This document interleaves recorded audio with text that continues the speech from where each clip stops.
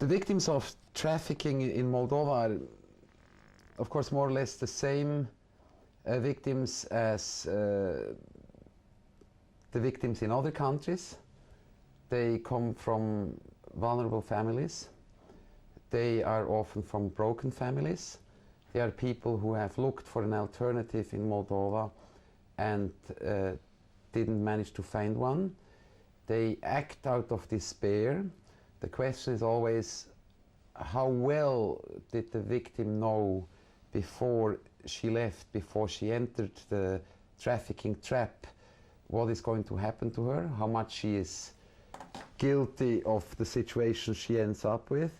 And in my personal experience, and having talked to many victims personally, to have listened to many accounts and read a lot of stories, summaries of what happened to them,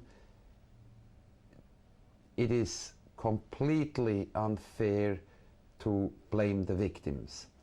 Because even if they knew that they had to work in a bar, they never imagined the working conditions, and they were always promised things they would never get.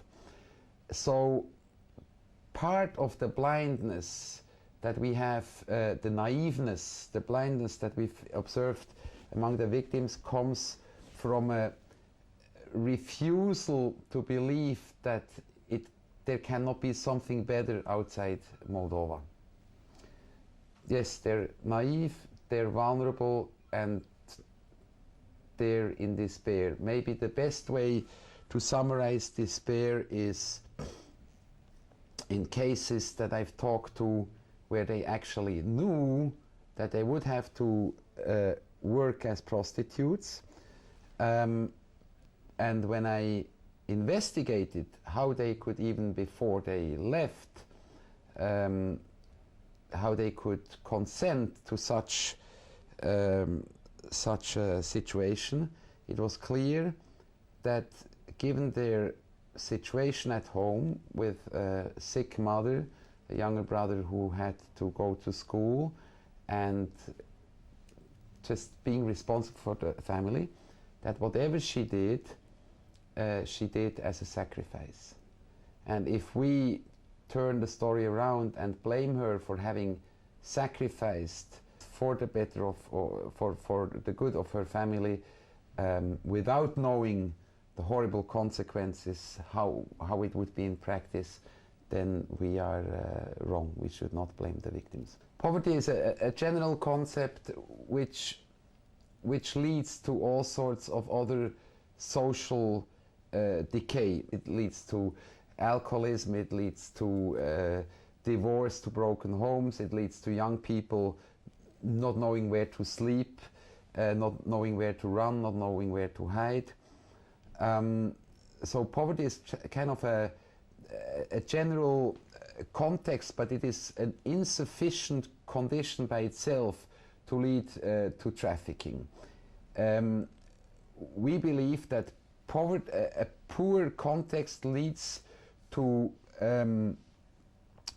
certain people becoming extremely vulnerable, which then are likely or could be tempted by a trafficking situation. And that's why we always said that the best prevention is to identify those who can be identified who are in such an extremely vulnerable situation, and try to help them before it happens.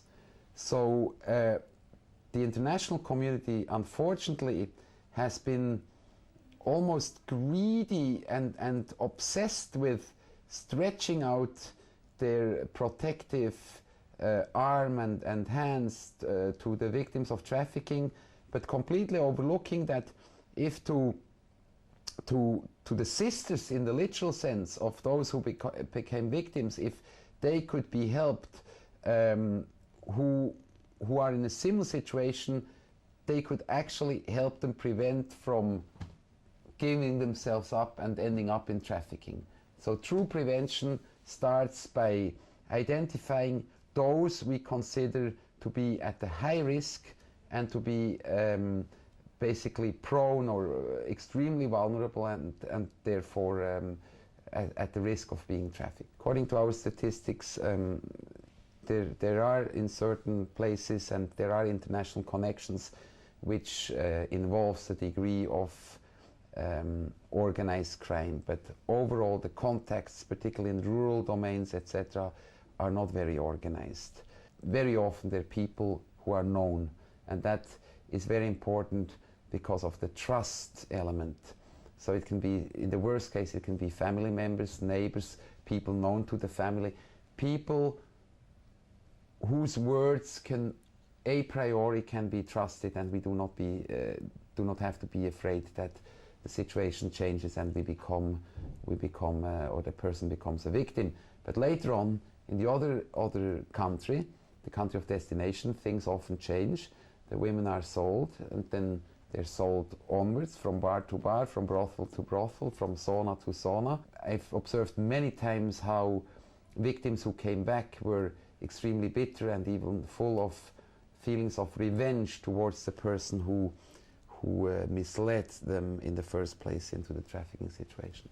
The situation has become better. I know that this is the wrong thing to say to the donors, but we have to be honest. It has become better on two levels. First of all, we used to have, not many years ago, many victims from the Balkan states. Situation, our statistics show it, has changed there. There's very few victims from the Balkans these days. We believe that a concerted effort from the international community, from the local authorities, has actually have a result. The second element is that the first stories we heard some years back were physically more brutal. There was more direct violence. There were also more minors and children directly abused. And today the exploitation is slightly more subtle, and there's other forms of coercions, and it still is slavery, it still is exploitation, it's still statutory rape in the case of minors. But the most important thing for us, and in relationship to what I said about prevention, is that it still affects those who are the most vulnerable, who are the most at risk here in Moldova, and we expect from us, from the international community, that we help them now and not later when they return from the trafficking experience. IOM has operated a very important shelter and has relied for a rehabilitation shelter for victims of trafficking, and we have relied and depended on our international network for so-called referrals, so we could identify victims abroad, around the world, and bring them back home safely and care for them. We're not really different from other organizations, with the possible exceptions that in a way we have done everything. Right now, when I say everything, we have worked on the three classical pillars, which are summarized as the 3P: prevention, protection, including direct assistance, and prosecution, by working with the judiciary and the police in the prosecution and criminalization of the trafficking phenomenon.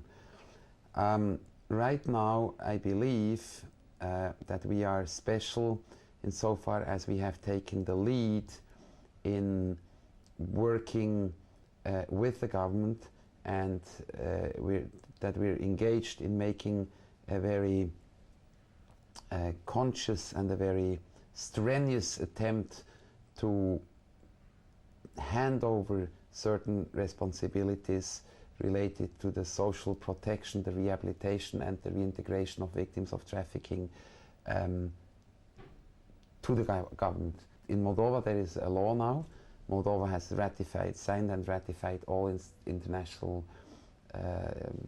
conventions and instruments, and it is legally bound to implement these provisions, to follow these conventions, and it is at least morally but also legally obliged to follow its own laws.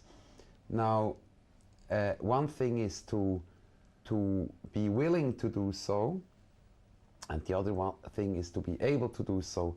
We are already extremely happy to see that there is a willingness, particularly in the Ministry of Health and Social Protection, to assume this responsibility and to understand that this is an obligation that needs to be fulfilled and taken seriously. The same is true with the Ministry of Foreign Affairs, with its work in the context of repatriation of victims, but also with its presence abroad, including in countries of destination where the ministry or the consulates should proactively help and interfere in freeing Moldovans who are detained or who are kept as slaves, so to speak, and then to safely return them. So I believe that what makes us special at this juncture, at this point in the development of the trafficking, the counter-trafficking effort, is that we really are fully engaged in handing over certain responsibilities to the government without dropping these responsibilities on them.